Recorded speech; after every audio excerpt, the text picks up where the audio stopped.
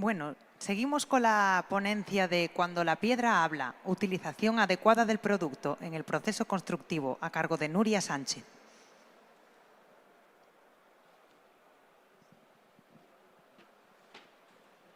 Gracias.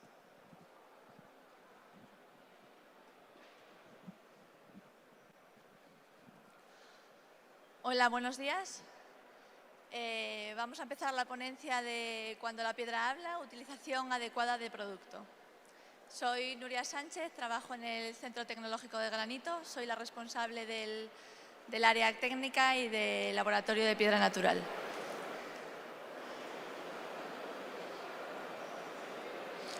La charla está dividida en 6 partes. Para empezar a conocer un poquito cómo se tiene que utilizar la piedra, vamos a empezar conociendo lo que es la piedra de verdad. Después, qué se puede hacer desde cada parte del proceso productivo, desde la cantera y la fábrica, una buena selección de la piedra para nuestro proyecto, en el diseño constructivo, pero incluso en la colocación y durante el uso de la piedra. Las propiedades de la piedra condicionan el aspecto de la piedra y su comportamiento en obra.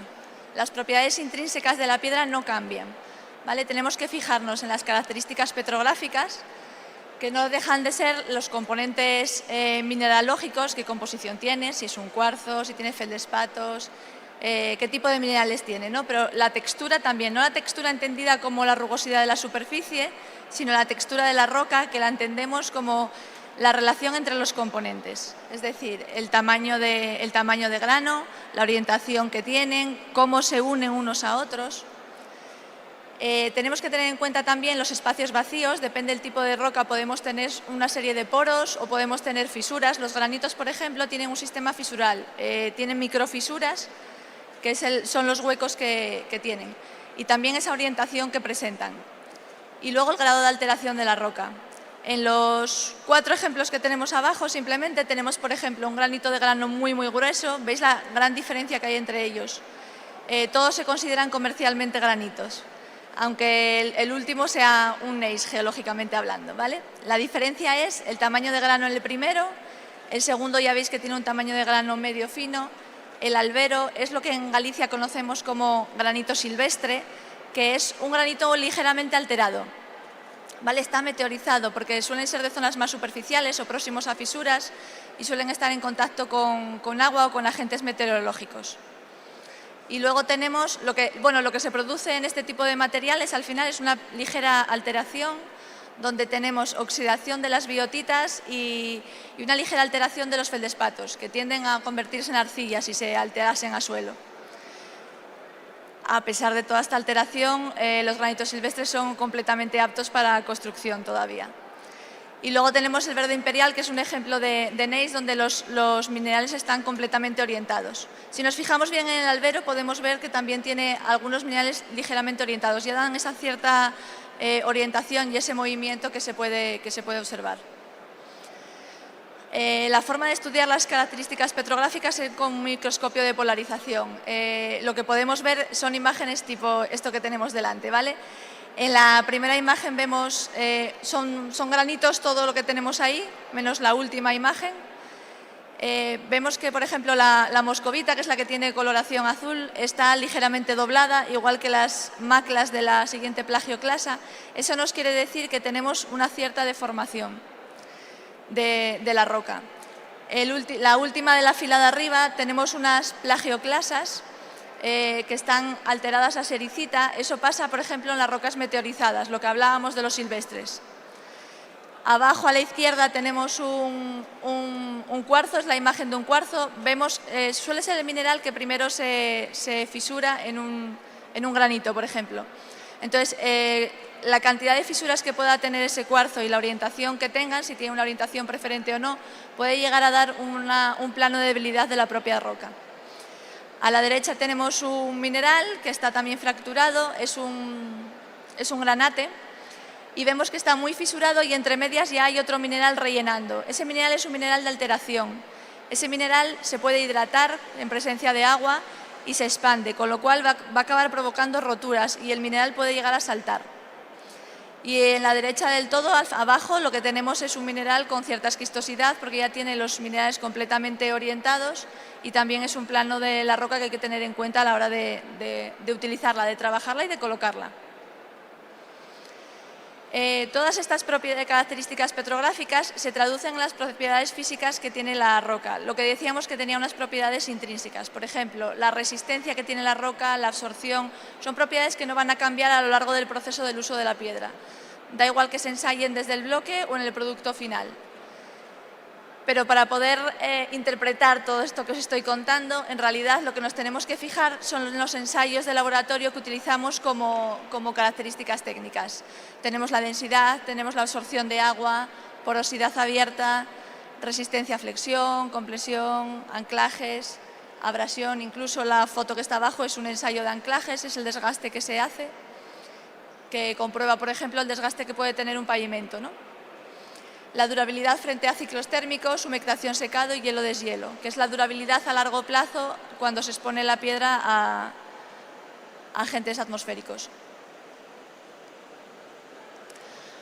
Podemos hablar queremos seguir conociendo la piedra, entonces la piedra tiene 4 tipos de alteraciones que se pueden producir por distintas, luego vamos a ver las causas. Pero vamos a conocerlos primero para poder entender qué tenemos que evitar para evitar este tipo de patologías. El primer tipo de alteración serían lesiones con pérdida de materia, que tendremos erosiones, arenizaciones, desprendimientos o daños mecánicos. En las imágenes que tenemos a la derecha, arriba, podemos ver unas columnas de un edificio con desconchamientos, ¿vale? Es la iglesia de Aldán. Debajo tenemos 2 imágenes del casco bello de Pontevedra, donde tenemos ya daños mecánicos. Ya son de origen antrópico, estos daños que estamos viendo. La imagen de abajo es una esquina de una calle muy estrecha que se ha ido gastando a base de pasar vehículos, entiendo, y otro tipo de cosas metálicas que se ha ido rayando y desgastando. Es un silvestre, que es un poquito más blando que un granito normal. Y la imagen que está en el medio, el agujero que es en el medio, es de un proyectil, ¿vale? Es de época de la Guerra Civil y es un proyectil que está. Luego tenemos lesiones con aporte de materia. Aparte de la pérdida de materia, también podemos tener aporte de materia, que serían depósitos superficiales, de polvo, excrementos. Estas partículas de polvo pueden ser de origen natural o de origen antrópico también. Tenemos aerosoles marinos, podemos tener polen, podemos tener partículas de contaminación. Luego estarían las temidas eflorescencias, ¿vale? Que serían sales solubles, que la mayoría tienen su origen en morteros muchas veces. Pátinas que se pueden formar ferruginosas o de oxalatos, o costras, como las que vemos aquí, o incluso la colonización biológica, tanto por algas, líquenes, musgo, hongos. Las imágenes que tenemos abajo a la izquierda también podemos ver una zona alterada con excrementos de aves. Esto es peligroso porque además al final lo que produce son otras alteraciones. Acaba produciendo eflorescencias y costras.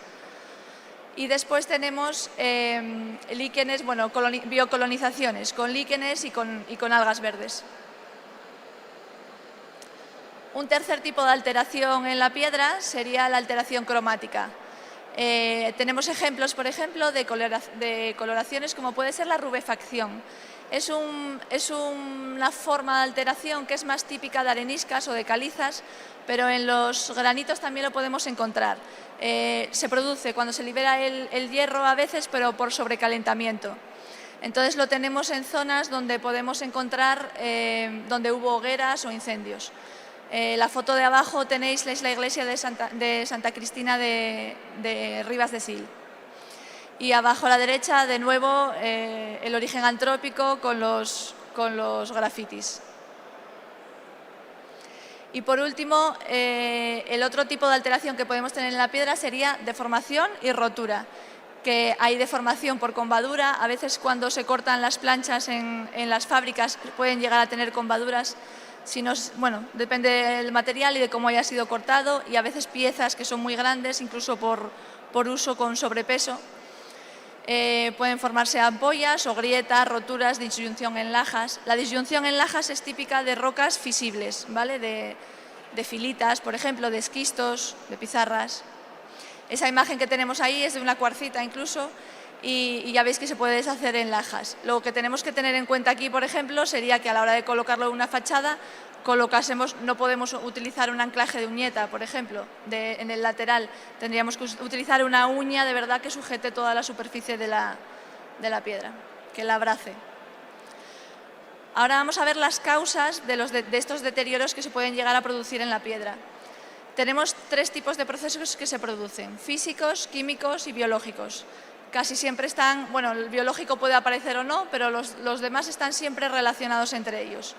Puede empezar un proceso químico por cierta alteración. Lo que hablábamos, por ejemplo, con el granate, ya tiene un mineral que es alterable. Si se hidrata con agua, acaba hinchándose y acaba produciendo una rotura, con lo cual ya tenemos el proceso físico, ya tenemos la rotura, ya tenemos un problema mecánico. Y con estos procesos lo que diferenciamos son también 4 agentes que intervienen en estas causas de deterioro una vez colocada en obra. Entonces tenemos los factores intrínsecos de la piedra, que ya hemos conocido un poquito de ellos, pero vamos a ver un poquito más, los agentes externos, y realmente estos siempre van a tener que estar juntos. Quiere decir, para que los factores intrínsecos de la piedra tengan algún sentido, en realidad necesitamos que haya agentes externos que los activen o que los hagan funcionar. Y después tendríamos los factores de obra y los de uso. Lo que hablábamos de la composición de la piedra, mineralógica y química, y la textura, que es lo que influye para que se pueda ser alterable o no la roca, lo que necesita son esos agentes externos que hablábamos: agua y humedad, presencia de sales solubles, desarrollo de organismos. El agente que más alteración provoca necesita un medio fluido. Entonces, simplemente el agua es un agente de alteración cuando hay ciertas circunstancias. Algunos minerales, lo que decimos, son susceptibles de oxidarse, hidratarse, hincharse. En las rocas carbonatadas, por ejemplo, mármoles y calizas, además reaccionan con los ácidos, con lo cual hay que tener muchísimo cuidado con la utilización de ciertos limpiadores o en encimeras en usos de manchas accidentales con cítricos. Por ejemplo, teniendo en cuenta las características de la piedra, podemos saber un poco cómo se puede comportar y podemos elegir qué piedra nos va mejor a cada proyecto. Entonces, en general, por ejemplo, a mayor porosidad abierta y absorción de agua, más susceptible será de alterarse la piedra. Vamos a ver algún ejemplo. Bueno, después. Vamos a ver primero, en la siguiente fase, en la fase del proceso, en realidad, qué podemos ir haciendo en cada momento. En la cantera y en la fábrica, las canteras extraen bloque, es su producto principal. El bloque no tiene marcado CE, pero sí tiene una norma de requisitos que sí exige, sí se solicita que haya cierta caracterización técnica. Aunque en la práctica las canteras suelen hacer una caracterización técnica global de su material para poder venderlo a los distintos usos. En las elaboradoras, que pueden ser fábricas o marmolerías, lo primero que cortan son tableros que pueden venderse así ya directamente y tampoco tienen marcado CE, o ya sale el producto final. Ya saldrían baldosas, ya salían placas para fachada, escalones, bordillos. La mayoría de ellos ya tienen marcado CE y siempre tienen que tener su caracterización técnica, tanto como si es el marcado CE como fuera de ellos, ¿no? Incidir sobre todo que arquitectos e ingenieros en sus proyectos deben solicitar la documentación técnica de la piedra para tener en cuenta ya en el diseño constructivo. Sería lo ideal, y confirmar la idoneidad de la piedra seleccionada. Aunque no tengas la piedra final, sí ir teniendo esa recopilación de características técnicas para que tú puedas saber cómo la quieres colocar, porque es la única forma de poder definir del todo el detalle de una sección constructiva, por ejemplo, de un pavimento, y dimensionar bien la piedra. Lo que hablábamos, para tener en cuenta para la selección en este diseño, lo que tenemos que tener en cuenta es la ubicación de dónde va a ser colocada la piedra y el uso que se le va a dar. La ubicación hay que tener en cuenta si vas a exteriores o interiores, pero sobre todo a qué va a estar expuesta. Porque, por ejemplo, hablamos de exteriores y pensamos en exposición a cambios bruscos de temperatura, posibilidad de heladas, pero realmente en un interior, por ejemplo, un suelo que va a tener un suelo radiante también es interesante estudiarlo. A nivel de, por ejemplo, de los ensayos que tenemos en cuenta en exteriores, que sería un choque térmico, por ejemplo, en un suelo interior que va a tener un suelo radiante, también sería interesante revisar cómo se comporta esa piedra con él, porque al final puede llegar a tener condensaciones o cierta humedad debajo y desde luego va a tener cambios de temperatura. En la ubicación es súper importante la presencia de agua y humedad continuada, si va a estar en zonas sombrías o no, porque habrá que tener en cuenta si hace falta algún protector o no, y la contaminación que pueda tener, sales, etcétera. Y después el uso habitual y sobre todo, ya lo saben los arquitectos de sobra, los posibles usos esporádicos que luego tiene de verdad un pavimento, en la realidad. En obras, en festivales, servicios de emergencia, porque muchas veces, o sobre todo hace unos años, se planificaba, se diseñaba una obra de uso peatonal, porque iba a ser uso exclusivo peatonal, pero sabemos que casi nunca va a ser uso exclusivo peatonal. Siempre pasan unos servicios de emergencia o al final incluso se convierte en una zona de festivales o de un núcleo de interés para la propia ciudad o la villa. En realidad, la ubicación lo que nos permite es conocer esos agentes externos a los que va a ir sometido y es lo que tenemos que tener en cuenta. Esto es un ejemplo de una buena y una mala selección de piedra para obras concretas. Lo que hablábamos, por ejemplo, teniendo en cuenta la absorción de agua por capilaridad, a la izquierda tenemos una imagen de la estación de tren de Zamora. Veis que en la base lo que tenemos es un granito colocado, uno porque resiste más, tiene mayor resistencia, pero dos porque también tiene mucha menos absorción de agua por capilaridad que la arenisca con la que se construye el resto del edificio. Después a la derecha tenemos una imagen de la pared, es de la Catedral de Calahorra, que está hecha con un arenisco, es una arenisca, es una zona que está el río muy cerca, con lo cual el nivel freático debe estar cerca en determinadas épocas del año y ya veis que la extensión por capilaridad es brutal. Es una arenisca que tiene mucha absorción por capilaridad y ya se ve en la parte de abajo que está muy alterada, ya hay desprendimientos, ya hay arenización y faltan fragmentos y realmente la catedral tiene serios problemas de estabilidad. Otros ejemplos de ensayos que son importantes sería la resistencia a flexión cara a dimensionar bien las piezas y la durabilidad frente a ciclos térmicos, a humectación secado, a hielo-deshielo o incluso cristalización de sales. Los ejemplos de las fotos que hay ya son de laboratorio, lo que tenemos ahí es una filita, que es lo que hablábamos, son rocas fisibles, que algunas de ellas en ensayos de ciclos térmicos, por ejemplo, pueden llegar a agrietarse y a comprometer la integridad de la piedra. Y después abajo tenemos una arenisca calcárea que responde muy mal ante las sales cristalinas. No tenía una porosidad excesivamente alta, pero sí la suficiente como para que penetren las sales y sí produce hinchamiento y acaba produciendo rotura y también se compromete la integridad de las piezas. En el diseño constructivo, un uso adecuado de la piedra pasa por varios puntos. Lo primero sería un estudio del terreno previo, un estudio geotécnico en condiciones, porque muchas veces parte de las patologías que vemos ni siquiera son constructivas, ya son de una deficiencia en los materiales que tenemos por debajo. Entonces tenemos, por ejemplo, dos ejemplos abajo. Hay que conocer la calidad de los materiales que tenemos debajo para ajustar esa cimentación. Hay que conocer las características geomorfológicas de donde va a ser colocado, por ejemplo, una ladera con mucha pendiente. Y dónde va a estar el agua, ese nivel freático, esa altura de agua, ese cambio que pueda haber, incluso alguna canalización de agua que pueda haber, sin canalizar, perdón, alguna escorrentía subterránea. De los dos ejemplos que tenemos abajo, el de la izquierda es una iglesia también del casco de Bello de Pontevedra y lo que tenemos es un problema de asentamiento, ¿vale? De asentamientos diferenciales y está comprometida también la estructura de la fachada.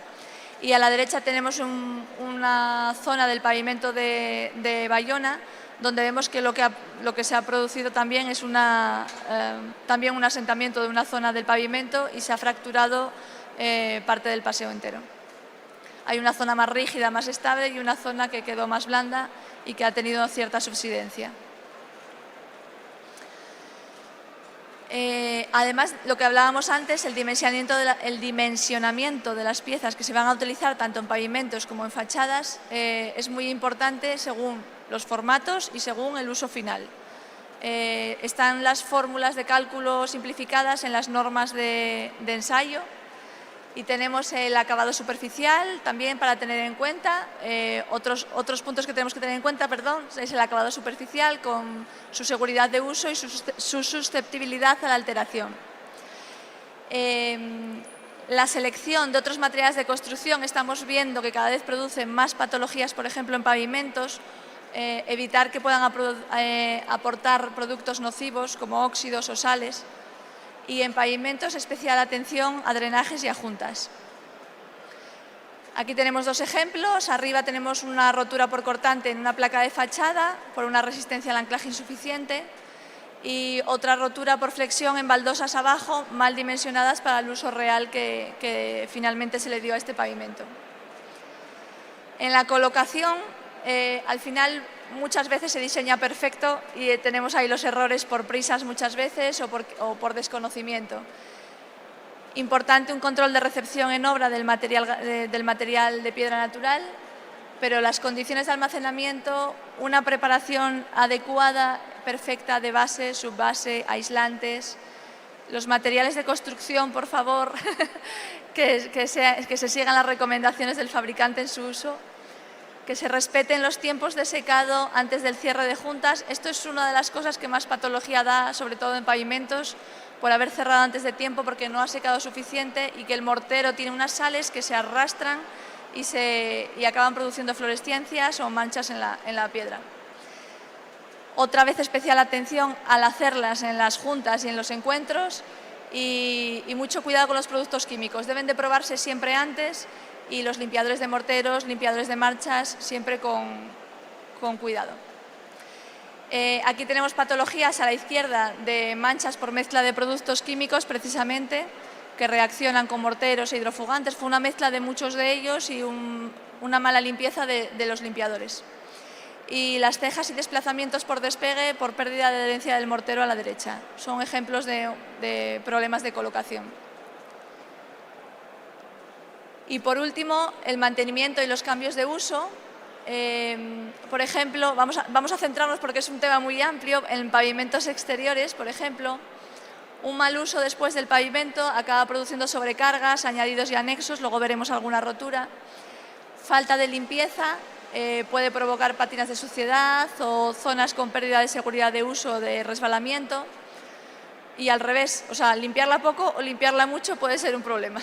Procedimientos de limpieza agresivos o exagerados pueden provocar un desgaste de la rugosidad de la superficie y acabar dando problemas también de seguridad, o productos químicos inadecuados que acaban produciendo manchas, como vimos antes. Y una falta de mantenimiento, por ejemplo, de los canales de drenaje saturados acaban provocando también humedades. Este sería un ejemplo del mal uso con sobrecargas puntuales por un cambio de iluminación en la ciudad. Ahora mismo estáis viendo que el camión se apoya sobre una madera y no hay tanto problema, pero anteriormente se habían apoyado directamente sin nada y lo que han provocado son roturas en cada pieza donde hubo apoyado el peso. Y aquí os dejo una lista de normativa y documentos de interés para estos temas. Tenemos las normas UNE de construcción de piedra natural con recomendaciones. Hay una norma sobre especificación técnica de la piedra natural también.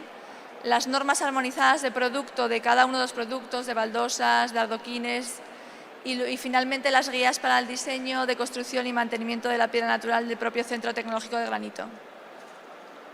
Muchas gracias.